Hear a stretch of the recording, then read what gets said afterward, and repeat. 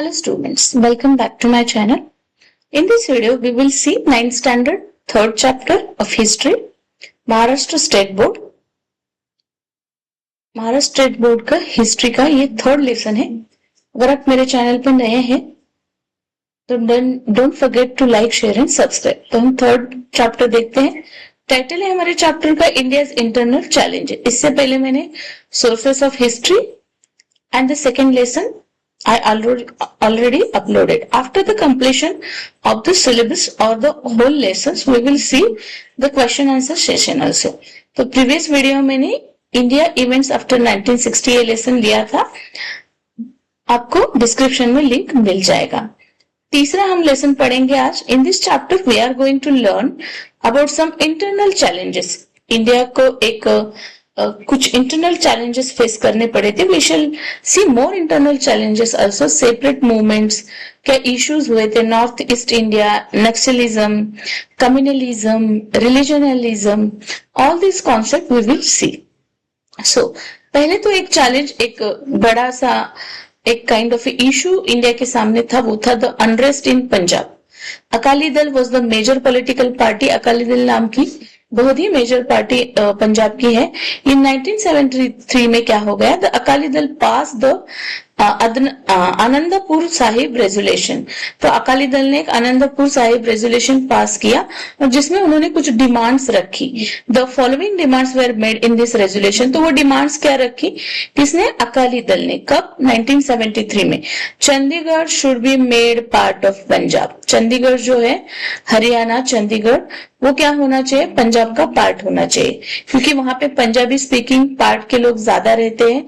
सो जैसे हमारे महाराष्ट्र में बेलगांव कर्नाटक का जो झगड़ा रहता है ना, बेलगांव इन महाराष्ट्रियन को लगता है कि महाराष्ट्र में होना चाहिए, कर्नाटक को लगता है कर्नाटक, सो लाइक दैट वो इशू हुआ था। वैसे ही Punjab as well as Punjab recruitment of Sikh in Indian army should be increase, और इंडियन आर्मी में जो सिख्स की रिक्रूटमेंट है वो बढ़नी चाहिए। And more autonomy should be given to the state of Punjab, और पंजाब को ज्यादा ऑटोनॉमी भी मिलनी चाहिए। ये सारी डिमांड्स रखी थी किसने, अकाली दल ने।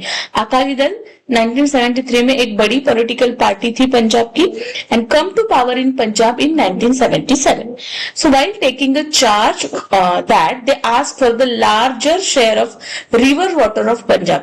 और पंजाब में जो सतलज नाम की रिवर है उसका भी ज्यादा हिस्सा पंजाब को ही मिलना चाहिए। It's a holy city status for the Amritsar along with their old demands. Okay, यहां तक समझ में आ गया। आगे देखते हैं। इन 1980 the movement for the independent Khalistan. फिर जब इंदिरा गांधी प्राइम मिनिस्टर बनी after the death of Pandit Nehru, जैसे हमने प्रीवियस चैप्टर में पढ़ा था, उन्होंने बोला कि पंजाब में ज्यादा सिख लोग हैं, हमें अलग से खालिस्तान दो। Independent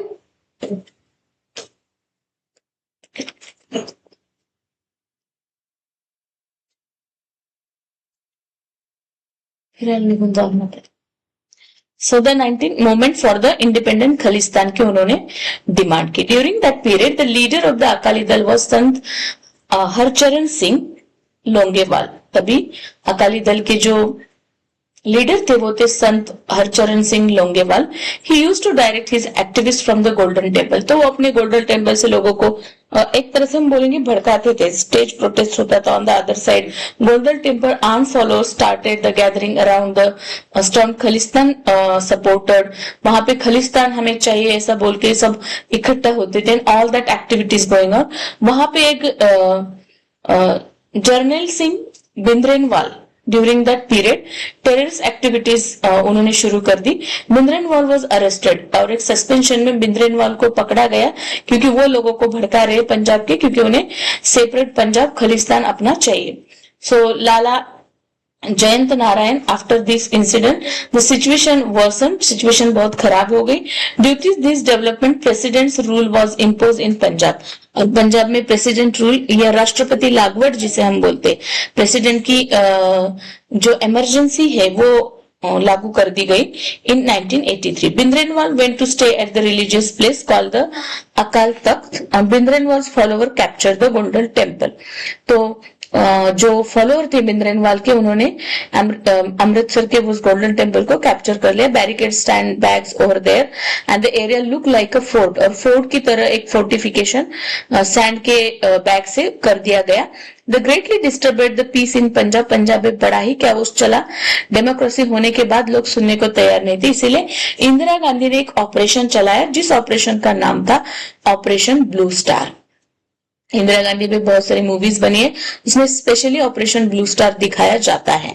okay, if you are the history student, you like to study the history, because history I think according to me the much interesting part as well as the topic we have studied here. तो history बहुत ही interesting लगता है मुझे तो personally subject.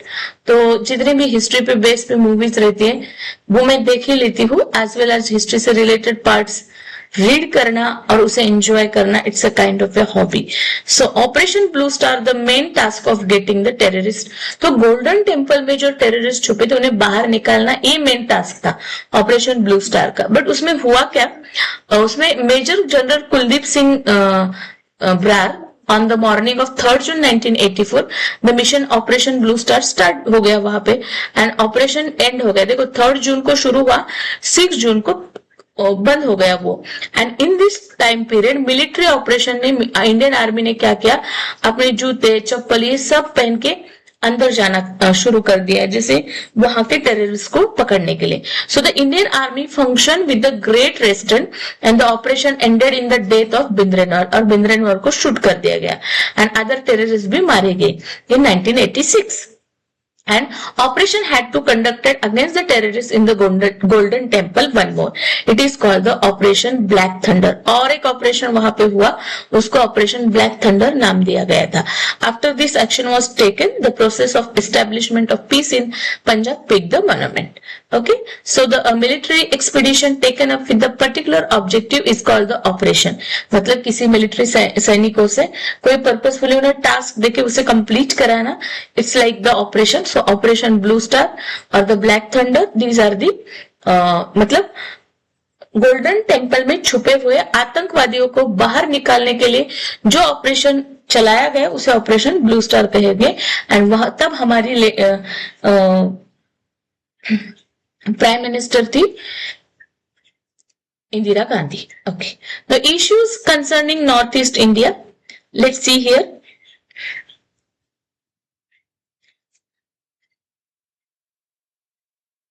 Okay, so the north east India consist of the 8 state. North east India में 8 state आते हैं. आसाम आता है, अरुणाचल प्रदेश, ओके, मणिपुर, मेघालय, मिजोरम, नागालैंड.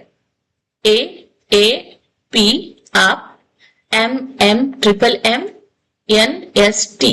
ओके, इस तरह से आप याद रख सकते हैं. Double A P, triple M, N S T. Okay, international border of the India touch करती है उन स्टेट्स को, and the states are different with respect the ethnicity अलग है, लैंग्वेज अलग है, cultural diversity is there. So the first prime minister of independent India took the lead in bringing the tribe living this area to the mainstream of the country and full-flagged state there. So here in 1954, what has happened there? Let's see first of all one by one the all states. Okay, तो सबसे पहले हम देख लेते chief minister of the state what activities are going there. In 1954 he formed the North East Frontier. उन्होंने एक agency बनाई, नेफा मतलब north east frontier agency. Area comprising of the terrorists on the Sino-Indian border and the tribal area towards the North Assam. Nehru took the position of the bringing about the development.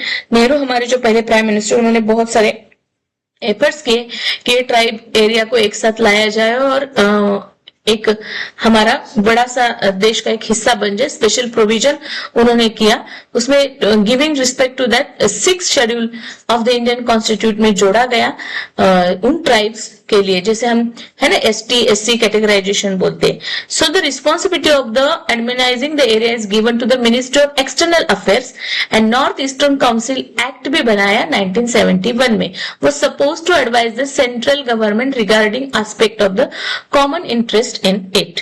फिर बात करेंगे हम मिजोरम की. Mizoram the tribe in north east का बड़ा state माना जाता है and the government give the administrative autonomy to the district of the Mizo majority area Lushai hills when the state reorganization commission was appointed in 1953. The expectation of the people in this area grew. The Mizo leaders started demanding autonomous Mizo province. इनको अपना खुद का राज्य चाहिए था जिसका नाम Mizo province रखेंगे. उन्होंने खुद जैसे पंजाब को अलग से खलिस्तान चाहिए वैसे मिजोरम वालों को उनका खुद का मिजो चाहिए. So in 1959 what happened the territory of Mizoram experience severe. Let's see what a great work did by they. आज हम बोलते हैं कि पॉलिटिशियन ये नहीं करते बट अगर मिजोरम अलग होता हमसे असम अलग होता पंजाब अलग होता तो what should be left in India. So the great leader the politician did a lot of efforts to be a one country under the one roof. So in 1960 Lal Denga established on the organization called Mizo. Lal Denga ने क्या किया? Name है person का. Mizo national front MNF की establishment की. He ask for the greater Mizoram and independent nation carve out of the Tripura Manipur and Mizo majority. तो उस लाल डेंगा ने क्या बोला? नॉट अ लाल गेंडा, इट्स अ लाल डेंगा. तो उन्होंने बोला कि एक ग्रेट मिजोरम बनेगा. मिजोरम एक अलग से देश बनेगा जिसमें त्रिपुरा आएगा, मणिपुर आएगा और मिजो मेजोरिटी के लोग आएंगे. इन मार्च 1966 Mizo national front announce the emergency. तो इंडिपेंडेंट मिजोरम की prime minister Indira Gandhi handle this situation very firmly and suppress. मतलब सबको हरा दिया. इंदिरा गांधी ने इतना फर्म डिसीजन लिया उनके खिलाफ और बोला कि मिजोरम इंडिया में ही रहेगा, वो इंडिया का हिस्सा है, था और रहेगा. Like that and she defeated सब रिबेलियन को हरा के मिजोरम जो union territory in prime minister Rajiv Gandhi had a agreement with the Mizo national front. Mizoram was given the status as a full flag state. Lal Denga became the chief minister. और लाल डेंगा जो मिजो का leader था उनको वहां का चीफ मिनिस्टर बना दिया गया. एक राज्य बन गया और जिसे इंडिया में जोड़ा गया. तो पहले पंजाब की लड़ाई, फिर मिजोरम की, फिर आता है Nagaland. Now what happened with the Naga people? So the Naga tribe in north east India known as a martial tribe. Naga tribe को मार्शल ट्राइब भी कहा जाता है. The Naga tribe has settle in eastern Himalaya, the Naga hill border area of Assam and Myanmar. Okay, so in 1946 some educated Naga people, कुछ पढ़े लिखे Naga people ने कहा कि हमारा खुद का एक national council NNC Naga National council बनेगा. Later they made a demand for the independent state of Nagaland. So they were led by the Anagami Zapu Fizo. What is the name of that person? Anagami Zapu Fizo. 1954 में Naga National Council announce the establishment of the independent federation in the Nagaland. तो ये नहीं होने दे सकते थे. As like that the skirmishes happened between the local Nagas and the soldier of the Assam Rifle. That time several rounds and discussion took there. बहुत सारी meeting ली गई and एक एजेंडा डिसाइड करके 1 दिसंबर 1963 में putting together the Naga majority territory as the part of the twin SAN. तो नागा को भी assemble कर दिया गया. Then Assam. In 1983 there was an intense organization staged by the All Assam Student Union Assam Ganga Sangram Parishad. So over the question of the dominance in Assam of Bengali, क्योंकि आसाम में ज्यादा Bengali migrant people है.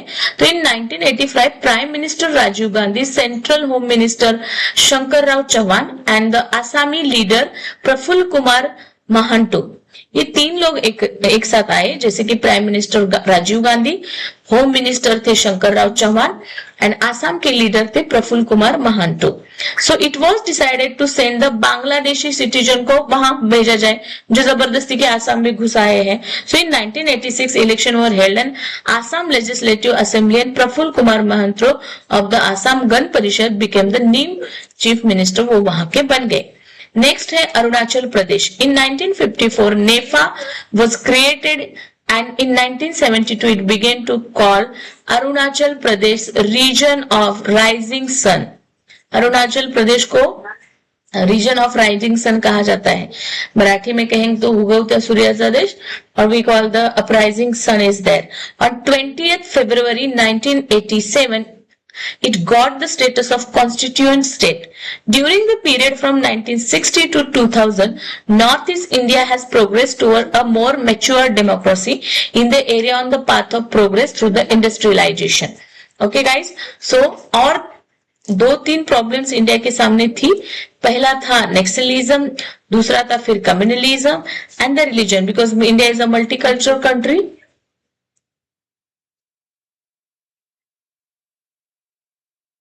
समझ कौन है? Okay, so let's see Naxalism. So Naxalite movement क्या था? This movement started in Naxalbari in Darjeeling district, West Bengal में शुरू हुआ था। Naxalite organized the small land holding farmer and land laborers. Okay, so the charge of their land, जैसे छोटे छोटे काम करने वाले जिनकी खेती कम है, छोटे छोटे हिस्से हैं उनके, so like that all जो dominant थे उनके खिलाफ हम बोल सकते हैं। The movement had the objective establishing the action committee to the raise the voice against the exploitation. और जो बड़े जमींदार है वो एक्सप्लॉइट करे, लैंडलॉर्ड जमींदार जो है छोटे वर्कर्स को क्या कर रहे थे, एक्सप्लॉइट कर रहे थे, उसके खिलाफ आवाज उठाई जा रही थी। Later the movement stay away from the objective, बाद में तो कुछ और ही मोड ले लिया इस मूवमेंट ने। It took a rescue to the terrorism to prevent any government scheme and welfare policies from the reaching the common people.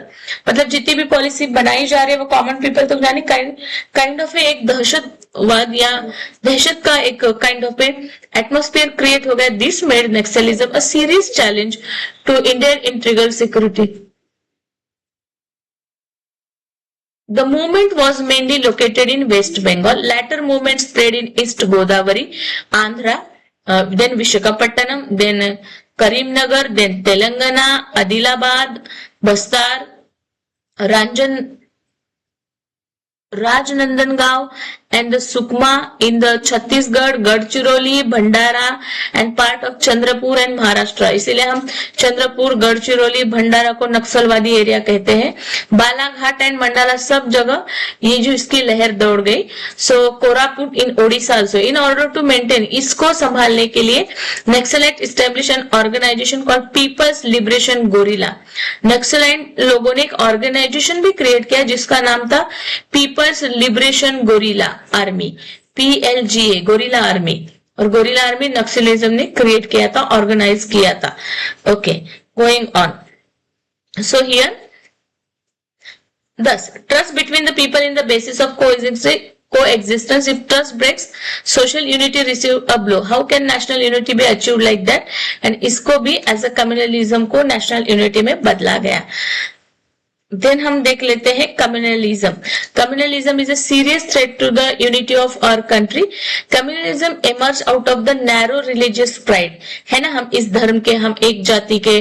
The British सोड the seed of the communalism. Britisher ने इस बीज को बोकर चले गए तो गए, इंडिया को बहुत ही मजेदार में उन्होंने एक्सप्लॉइट करके छोड़ दिया। People from different religion have the happily live together since the countries, but there is nothing wrong in the people, but the different things and living in a country is there, but when its pride became excessive, आजकल तो जाति के लोग पे बहुत लोगों को proud feel करके एक दूसरे को इंफीरियर समझने लगे।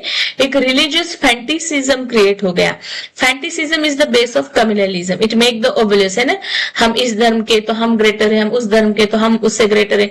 Like the enemies, people are enemies of the each other and the people prejudice. Some people begin to think the economic and social question framework there, so they have the kind of the 100 of the innocent people killed in such a riots. Public property को तहस नहस करते हैं, पैसा बर्बाद होता है, public places को डिस्ट्रॉय किया जाता है। To the bitter memories of the riots people strangely behave. जाति धर्म पे दंगे फसाद कराना, अभी तो पॉलिटिकल पार्टीज का काइंड ऑफ दैट एक वो हिस्सा हो गया। So religion also have the एक thrive into regional imbalance, communalism, religionism. These are the bigger issues we have discussed in today's chapter. In upcoming video we will see the economic development. आने वाली video में हम economic development 4th chapter पढ़ेंगे। अगर आप मेरे channel पे नए हैं so don't forget to like, share and subscribe. Those are needy persons.